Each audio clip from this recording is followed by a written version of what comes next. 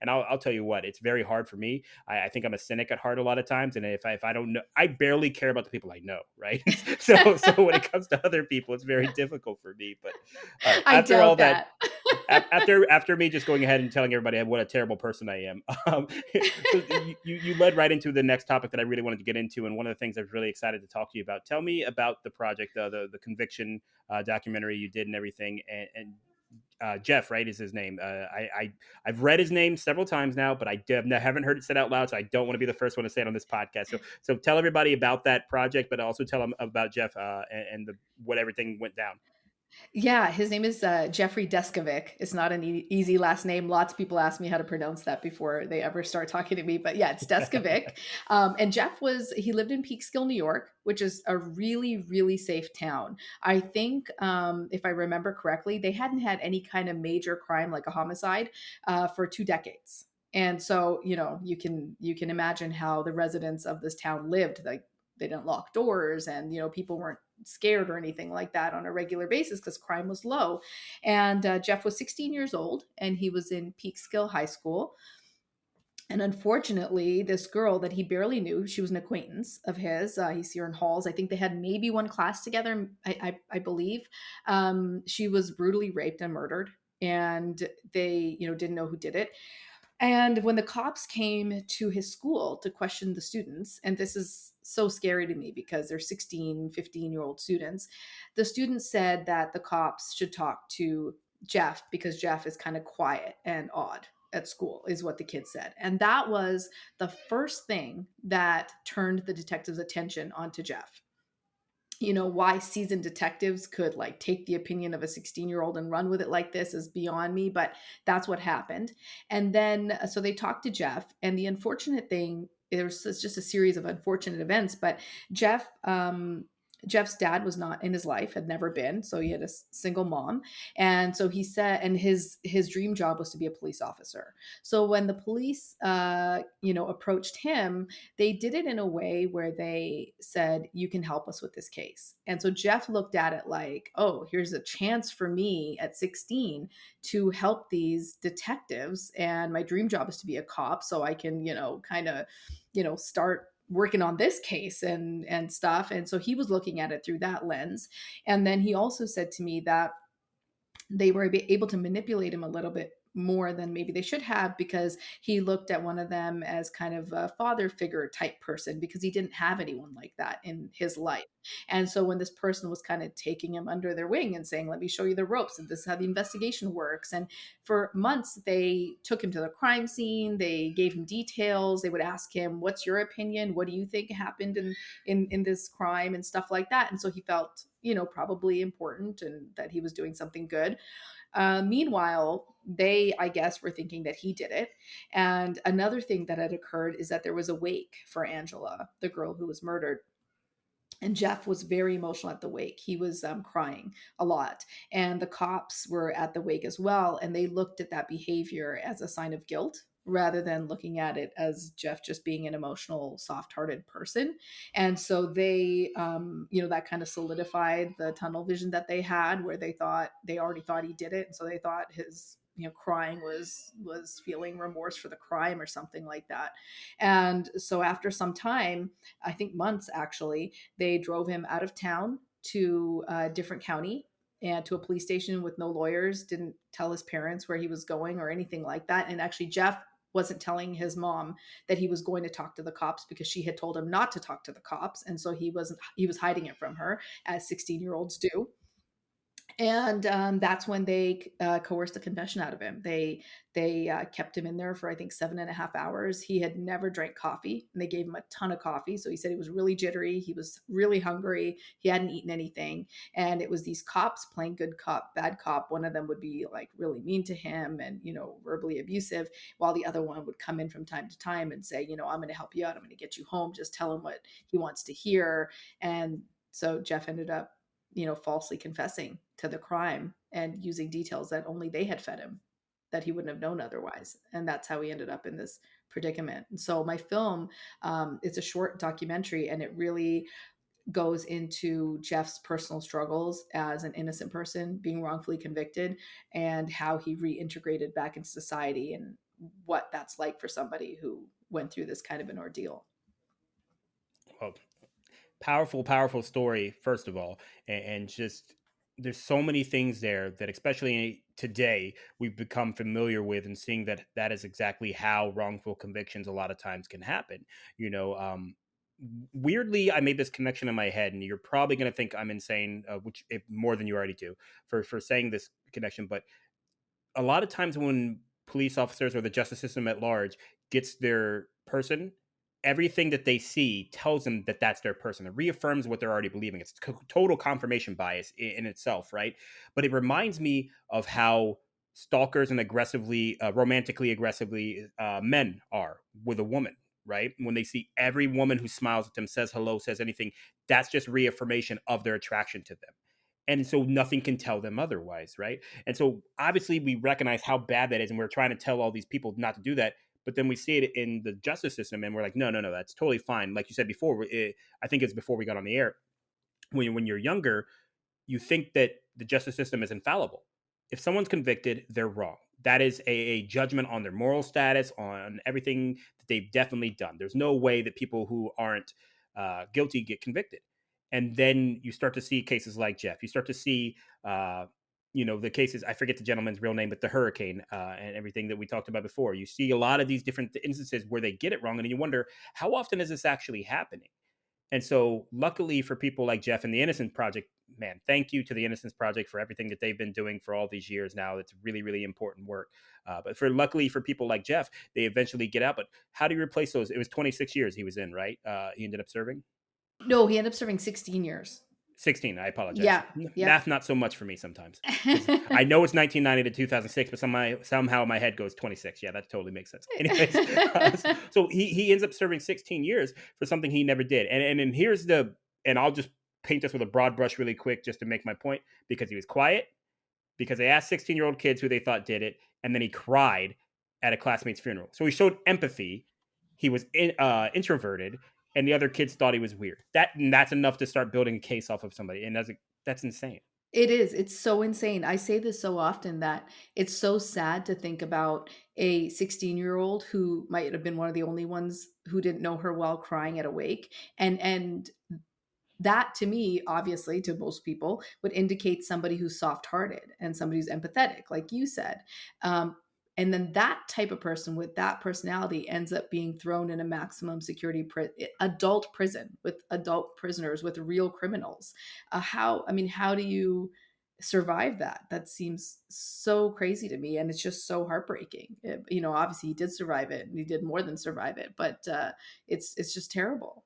I can't even imagine.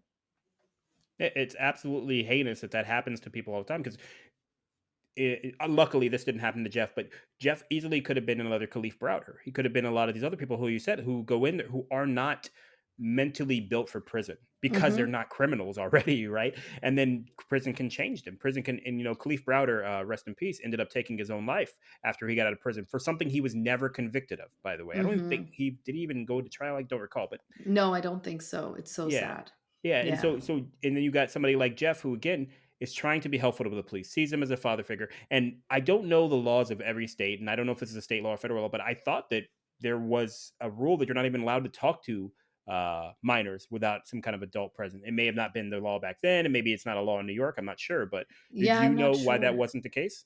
No, I'm not sure, and I don't know what the law was in 89, 90. When this happened, or if that was the case back then, but, he didn't know better than he didn't know that, what the Miranda rights meant, and that he could demand a lawyer and all this kind of stuff. And there was other issues with, because, his family wasn't well off, they couldn't afford a lawyer, so when he did get a lawyer, it was a court-appointed lawyer. And, I think there was some, I forget what the details of that were, but there were some challenges with that lawyer, and he ended up not working on the case. He got assigned another one. And so there was like these loopholes where there were little times where he didn't have one for a day and things like that. So there's all kinds of stuff. But when the detectives, if their goal is misconduct and they want to make something happen, then they are the ones in charge. They're the seasoned detectives. He's just a 16-year-old kid. Of course he's going to lose that battle if they want to get him on the one day that they know that his court appointed lawyer has whatever gotten off the case, and he doesn't have this new one yet.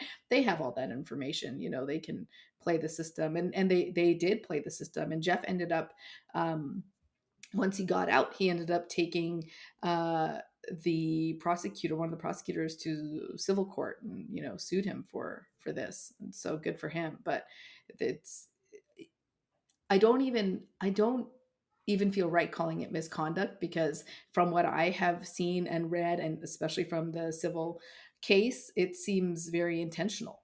What the prosecutor did. It doesn't even seem like it. I mean, it is misconduct, but doesn't seem like a mistake, or mistaken identity, or they really thought he did it. It didn't seem like any of that. It just seemed like they wanted to pin it on him, and they knew he didn't do it.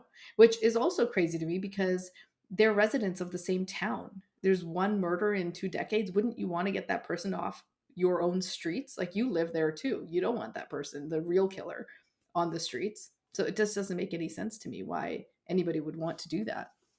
Well, unfortunately, it doesn't seem that that is the driving factor for a lot of these people. It's more so to quiet the pressure that's on them to do that. Like you said, it's less about getting the right person off the streets and getting someone off the streets so they can hang that on their shelf and say, "We got this person off the streets" or whatever. Yeah. Reelect me. All these different motivations for that aren't necessarily trying to do the right thing. So you said something there that I wanted to touch on before we got to the court case. But so Jeff did eventually was released from prison.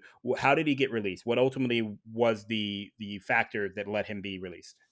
So the crazy thing is that Jeff had been requesting, there was DNA because Angela was raped. And so there was semen, obviously. Mhm. And he had been requesting for the DNA to be tested.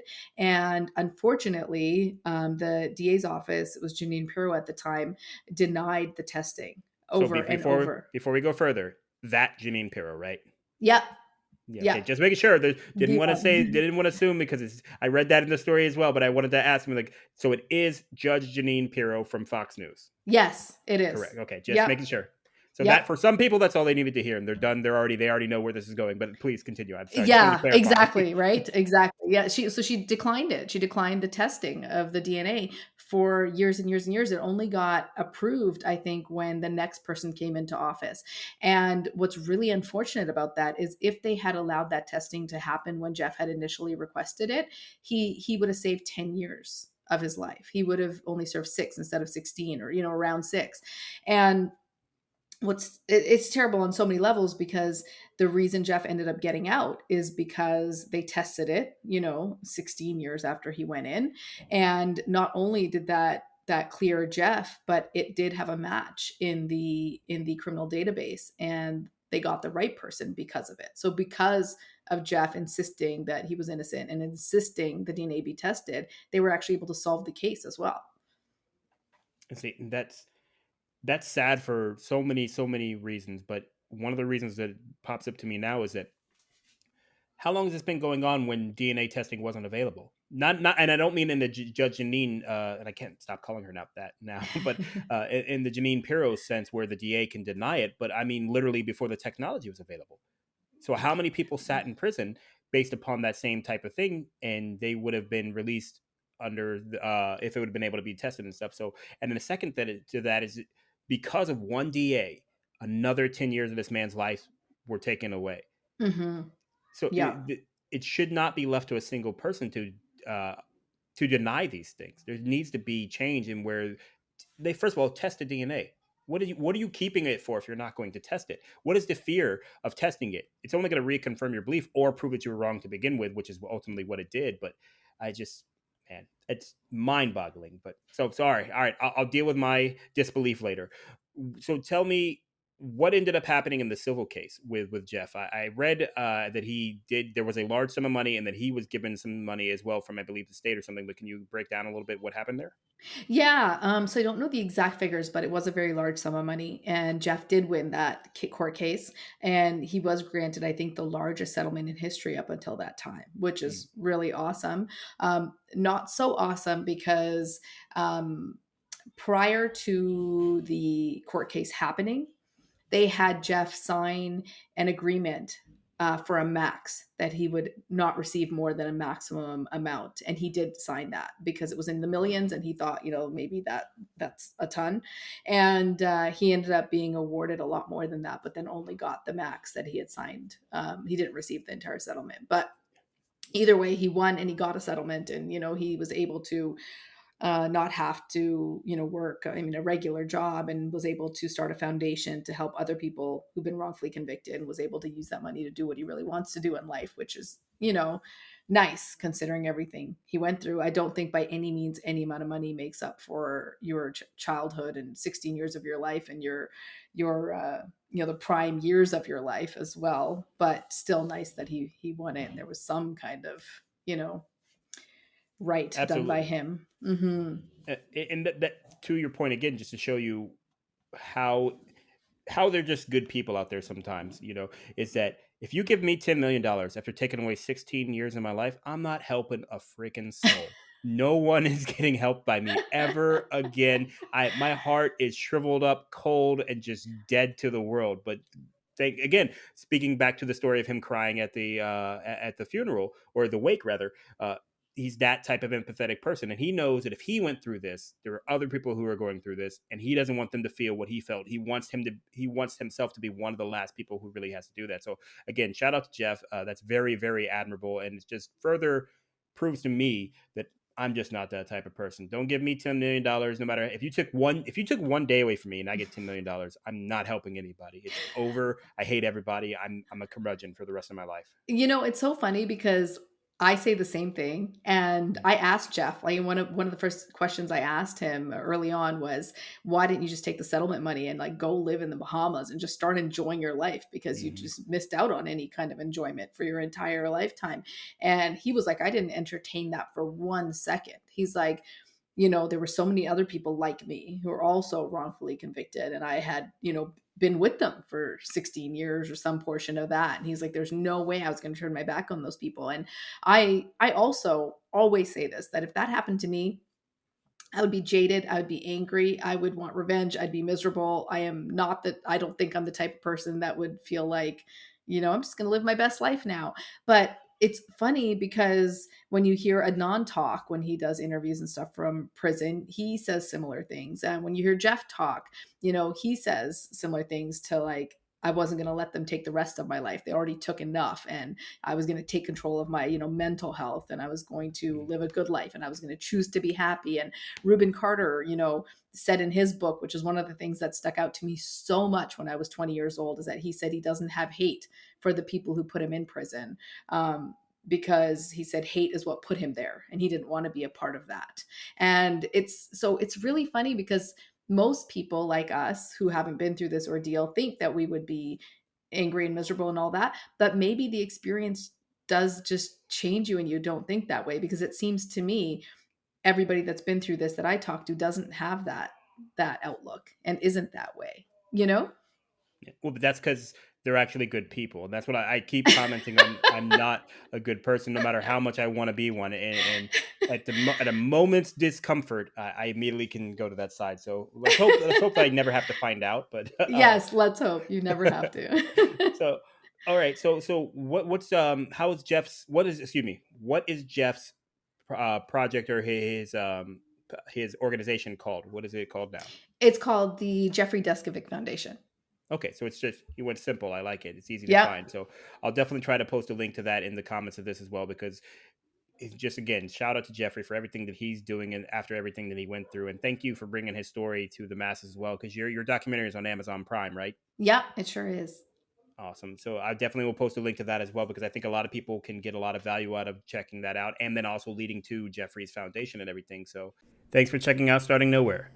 Come find us on Facebook so you can comment on this and other clips and episodes of Starting